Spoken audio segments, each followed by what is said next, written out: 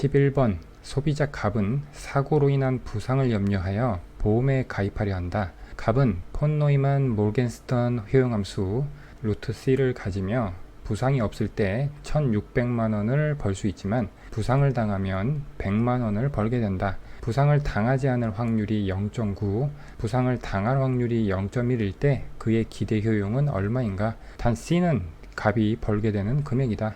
이 문제는 폰 노이만 모겐스턴 효용함수를 가지고 기대효용을 구하는 문제가 되겠습니다. 효용함수가 루트 C고 경우는 두 가지 경우고 확률도 각각 주어졌으니까 기대효용 식에 의해서 계산을 하면 되죠. 그래서 첫 번째 경우의 확률 0.9에 벌 수 있는 금액은 1600인데 효용함수에 대입한 게 루트 1600이고요. 마찬가지 방식으로 부상을 당했을 때 확률에 부상을 당했을 경우 벌게 되는 수입을 효용함수에 대입한 값을 가지고 기대효용식을 세운 다음에 계산을 하면 기대효용은 3700이 되겠습니다. 따라서 답은 1번이 되겠습니다. 12번 어느 재화를 생산하는 데에는 오염물질이 배출되어 외부 불경제가 발생한다. 구체적으로 이 재화 생산의 사적 한계비용, 외부 한계비용이 주어져 있고요. 이 재화에 대한 시장 수요의 역함수가 이럴 때 외부성으로 인한 후생 손실은 단 P는 가격, Q는 생산량을 나타낸다. 외부 효과 문제인데 외부성으로 인한 후생 손실을 구하기 위해서는 사회적으로 최적 수준과 시장에 맡겨두었을 때의 균형을 비교를 해서 도출하면 되겠습니다. 사적 한계 비용과 외부 한계 비용이 있고 그러면 이 두 개를 더한 것이 사회적 한계 비용이 되고요. 그리고 사적 한계 편익은 사회적 한계 편익과 이 문제에서는 같죠. 그래서 여기 시장 수요의 역함수로 주어진 이것이 사적 한계 편익이자 사회적 한계 편익이 되겠습니다. 먼저 시장에 맡겨두었을 때의 균형을 구하면 사적 한계 비용과 한계 편익이 같다는 식으로 도출하면 되겠습니다. 그래서 PMC인 80 더하기 EQ와 MB인 400-EQ를 같게 해서 정리를 하면 Q는 80, P는 240이 나오고요. 그 다음 사회적으로 최적 수준을 구하기 위해서 SMC와 SMB를 같게 놓고 계산을 하면 Q는 70, P는 260이 나옵니다.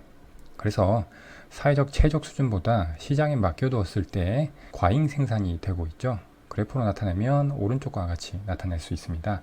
우하향하는 한계 편익 곡선이 있고 우상향하는 사적 한계 비용 곡선과 사회적 한계 비용 곡선이 있겠습니다.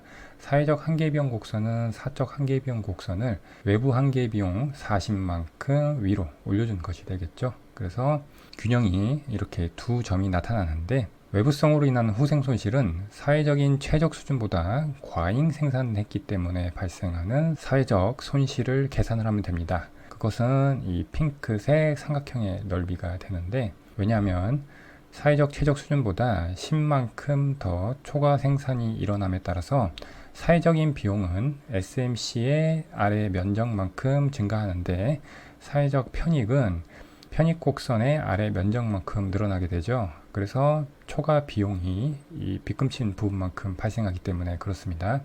이 부분의 면적을 구하면 삼각형 공식에 의해서 2분의 1에 높이가 10이고 밑변이 40이죠. 그래서 후생 손실은 200이 나오고요. 답은 2번이 되겠습니다.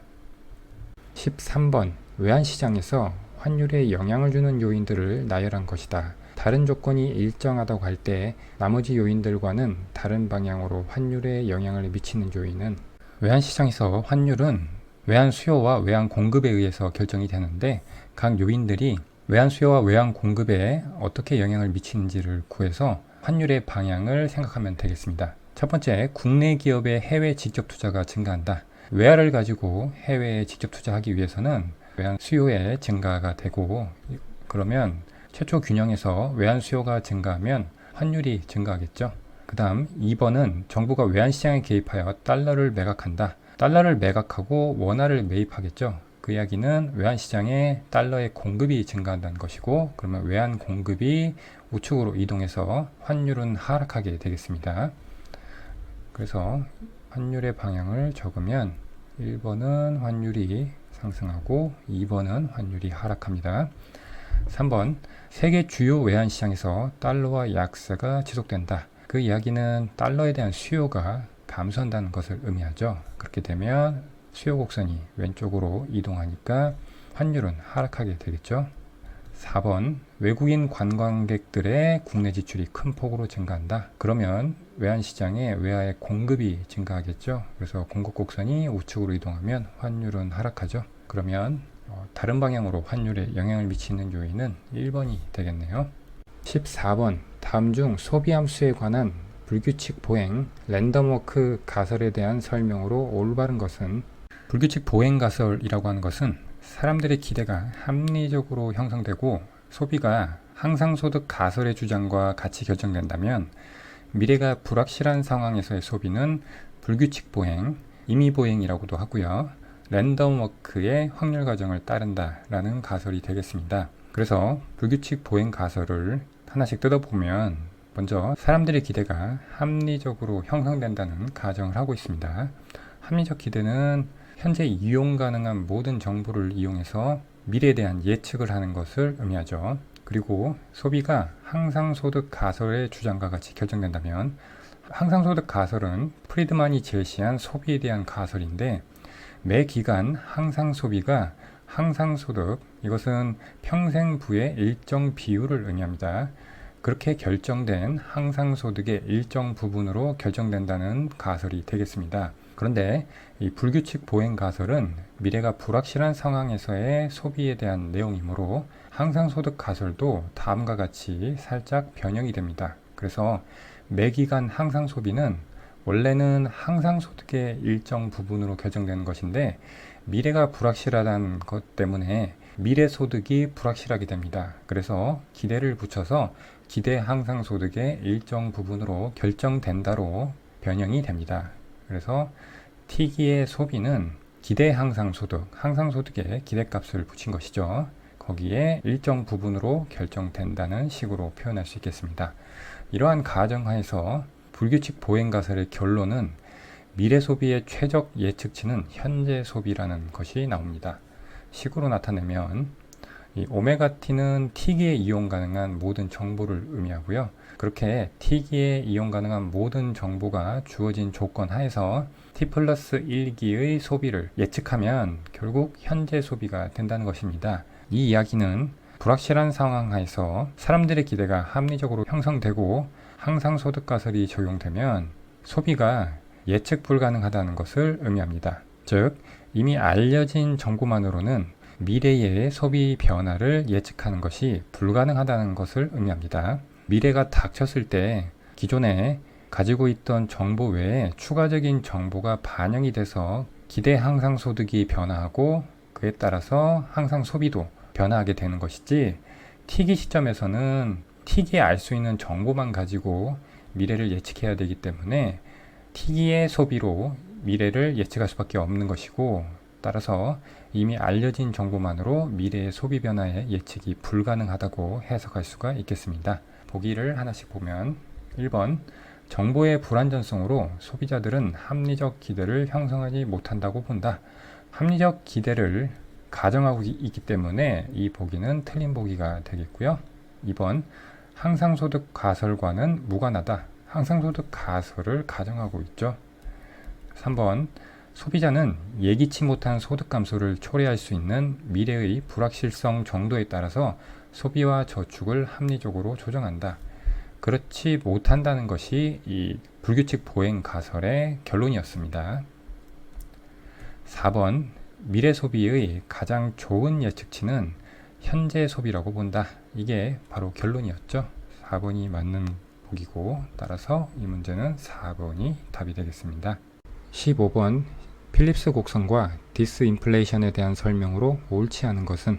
먼저 필립스 곡선을 알아보면 필립스 곡선은 물가 상승률과 실업률 간의 경험적인 관계를 보여주는 곡선이 되겠습니다. 아래에 필립스 곡선의 식이 나와 있고요. 그리고 오른쪽에 실업률과 물가 상승률 평면에서 우하향하는 단기 필립스 곡선과 자연 실업률 수준에서 수직인 장기 필립스 곡선이 그려져 있습니다. 정책 당국은 경제 목표 중 하나로 물가 안정을 달성하려고 하는데 물가 상승률인 인플레이션율을 낮추는 것을 우리는 디스인플레이션 정책이라고 합니다. 그런데 이 디스인플레이션 정책을 시행하려고 할 때 실업률이 증가하는 사회적 비용이 발생하게 됩니다. 긴축 정책을 펼침에 따라서 실업률이 증가하게 되는 것이죠. 그 사회적 손실을 측정하는 개념으로 희생률이라고 하는 것이 있습니다. 희생률이라고 하는 것은 인플레이션율을 1%포인트 낮추기 위해 발생하는 실업률 증가분의 누적치를 의미합니다. 이것은 오큰의 법칙에 의해서 실업률 증가분의 누적치 대신에 감수해야 할 GDP 감소의 퍼센트포인트로도 계산할 수가 있습니다. 이 그래프를 보시면 지금 인플레이션율을 4%에서 2%로 2%포인트 낮추기 위해서 단기 필립스 곡선을 따라서 실업률이 자연 실업률에서 증가했다가 다시 자연 실업률로 돌아오는 과정이 나와 있습니다. 그래서 2%포인트 인플레이션율을 낮추기 위해서 발생하는 실업률 증가분이 도출이 되고 이것을 통해서 희생률을 계산할 수가 있습니다. 그런데 이렇게 실업률이 증가하지 않고 물가 상승률만 하락시킬 수 있는 상황을 우리는 고통 없는 디스인플레이션이라고 합니다. 즉 실업 증가에 비용이 없는 물가 상승률의 하락을 우리는 고통 없는 디스인플레이션이라고 합니다. 이 필립스 곡선식을 보면 물가 상승률은 기대 인플레이션의 실업률과 자연 실업률의 차이가 함수화된 식으로 구성이 되어 있습니다. 그래서 민간의 기대 인플레이션율이 실제 인플레이션을 정확히 예측한다면 실업률도 자연 실업률과 일치하게 된다는 식이 되겠습니다. 여기서 인플레이션 기대에 대해서 이 기대를 어떻게 설정하느냐에 따라서 필립스 곡선의 특징이 달라지는데 민간이 물가에 대한 기대를 적응적으로 하는 경우 우리는 이 필립스 곡선식을 프리드만과 펠프스의 자연실업률 가설에 사용할 수 있고요. 그리고 민간의 기대가 합리적 기대에 의해 이루어진다면 오쿤의 법칙을 통해서 필립스 곡선식을 공급 곡선으로 변환을 할 수가 있고 그것이 바로 루카스 공급 곡선이 됩니다. 민간의 기대 인플레이션 형성 방식이 적응적 기대든 합리적 기대든 기대 인플레이션율이 하락하게 되면 필립스 곡선 자체가 하방 이동하게 됩니다. 이것과 고통 없는 디스인플레이션의 가능 여부를 연결지어서 설명해 보면 최초 균형 A점에서 정부가 긴축 정책 시행을 통해서 물가 상승률은 하락하고 실업률이 증가하면 민간은 기대 인플레이션율을 인플레이션율 하락에 따라 조정하게 되고 그렇게 되면 단기 필립스 곡선이 SPC 0에서 SPC 1으로 하락하게 됩니다. 그렇게 돼서 최종적으로는 자연 실업률 수준에서 물가 상승률이 2%포인트 낮춰진 C점으로 가게 되는데 이 과정에서 실업률 증가에 따라서 희생률이 발생하게 되는데 이 희생률이 없는 고통 없는 디스인플레이션이 발생하기 위해서는 정책 당국이 물가 안정을 위해서 긴축적인 통화 정책으로 디스인플레이션을 실시한다는 것을 공표를 하고 민간이 이것을 신뢰하여 기대 인플레이션 형성에 반영을 하면 정책이 시행되기 전에 기대 인플레이션 하락에 따라서 단기 필립스 곡선이 하방 이동하게 됩니다. 이 과정에서 정부 정책에 대한 신뢰도가 높다면 실제 정부가 긴축 정책을 통해서 디스인플레이션 정책을 시행을 할 때 A에서 B로 갔다가 C로 가는 이동 경로가 아니라 A에서 C로 바로 이동할 수 있는 가능성이 생깁니다.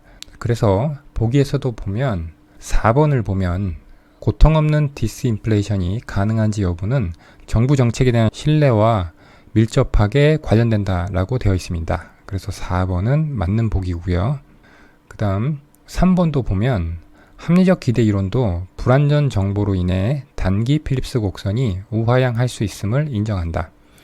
합리적 기대라고 하는 것은 민간이 이용 가능한 정보를 이용해서 미래를 예측하는 것을 의미하는데 기대 인플레이션을 형성할 때도 이용 가능한 정보를 통해서 미래 인플레이션의 방향을 예측하게 됩니다.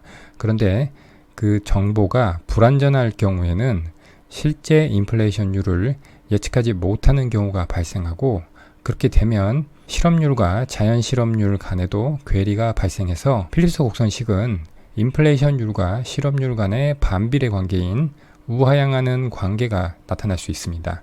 그래서 3번도 맞는 보기고요. 그 다음은 2번을 먼저 보겠습니다. 필립스 곡선이 원점에 볼록하다면 인플레이션이 낮은 상황에서의 희생률이 인플레이션이 높은 상황에서의 희생률보다 크다. 우리는 직전에 원점에 대해서 평행인 직선에 우하향하는 단기 필립스 곡선을 봤습니다. 이 경우에는 인플레이션이 높거나 낮거나 일정한 기울기를 갖기 때문에 희생률은 일정하게 나옵니다. 그런데 오른쪽처럼 필립스 곡선이 원점에 대해서 볼록한 경우를 보면 인플레이션율이 4%로 높을 때와 2%로 낮을 때를 비교를 해보겠습니다. 희생률을 한번 생각해 보면 인플레이션율이 4%에서 3%로 1%포인트 낮추기 위해서는 실업률이 A만큼 증가하게 됩니다. 그런데 인플레이션이 2%로 낮은 상황에서는 이것을 1%포인트 낮추기 위해서는 실업률이 B만큼 증가하게 됩니다. 그래서 필립스 곡선이 원점에 대해서 볼록하다면 인플레이션이 낮은 상황에서의 희생률이 인플레이션이 높은 상황에서의 희생률보다 더 크다는 것을 확인할 수가 있죠. 그래서 2번도 맞는 보기가 되겠습니다. 마지막 보기인 1번에서 기억효과라고 하는 것이 나오는데 이것은 이력효과 또는 이력가설이라고도 하고요. 경제학에서 기억효과라고 하는 것은 어떤 경제적 충격이 발생한 뒤에 그것이 사라진 뒤에도 장기적이고 지속적인 영향을 경제에 미치는 현상을 기억효과라고 합니다.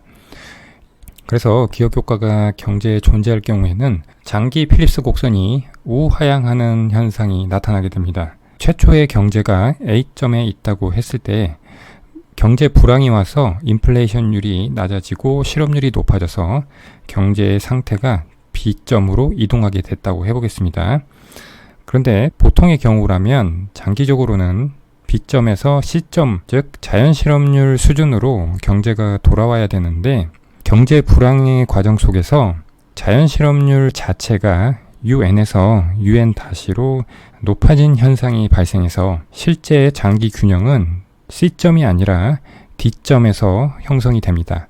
이렇게 장기적인 경제 불황에 의해서 자연실업률 자체가 증가하는 원인으로는 경제 불황을 통해서 일자리를 잃은 사람들의 노동 생산성이 떨어졌거나 실업기간이 길어져서 노동에 대한 의욕을 상실한 실망 실업자들이 증가했거나 아니면 기업들이 해고된 사람들에 대해서 열등하다는 신호로 받아들일 경우에 재취업이 어려울 수 있고요.